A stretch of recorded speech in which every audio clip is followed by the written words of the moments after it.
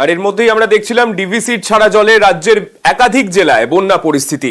আর সেই বন্যা পরিস্থিতি সরেজমিনে আজ মুখ্যমন্ত্রী পৌঁছলেন বোলপুরে। ডিভিসির জলে দক্ষিণবঙ্গের একাধিক জেলায় বিপর্যয়। বীরভূমের বন্যা পরিস্থিতি নিয়ে আজ বৈঠক রয়েছে।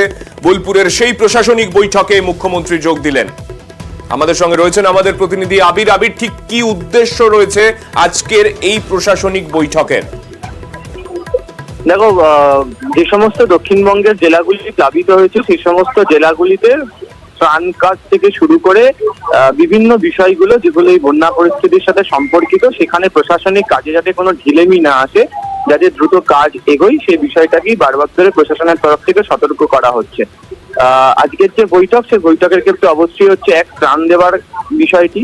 দ্বিতীয়ত হচ্ছে যে সমস্ত বাড়ি ক্ষতিগ্রস্ত হয়েছে একেবারে তার তালিকা তৈরি করা, যে সমস্ত কৃষকরা ক্ষতিগ্রস্ত হয়েছেন তারা যাতে শস্য বীমার টাকা যথাসময়ে পান সেটা জেনে দেওয়া, এবং হচ্ছে বেশ কিছু প্রয়োজনীয় জিনিসের দরকার পড়ে সেই বিষয়গুলোতে যাতে প্রশাসনিকের তরফ থেকে বিভিন্ন সাহায্য করা হয় সেটি দেখার।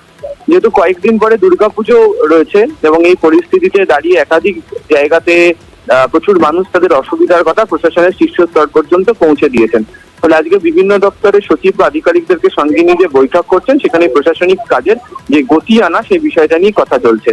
দ্বিতীয়ত হচ্ছে যে সাংসদ এখান থেকে যে দুটি কেন্দ্র তা তৃণমূল কংগ্রেসের, এখানে একটি মাত্র বিধানসভা কেন্দ্র বাদ দিয়ে বাকি সমস্ত কটি বিধায়কই হচ্ছে তৃণমূল কংগ্রেসের।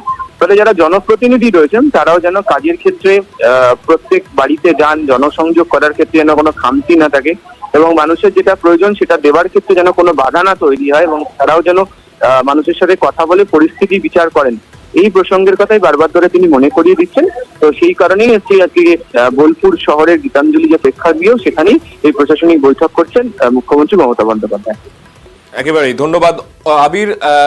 ডিভিসির ছাড়া জলে যেরকম পরিস্থিতি হয়ে রয়েছে তা নিয়ে গতকালও মুখ্যমন্ত্রী মমতা বন্দ্যোপাধ্যায় কেন্দ্রকে নিশানা করেন।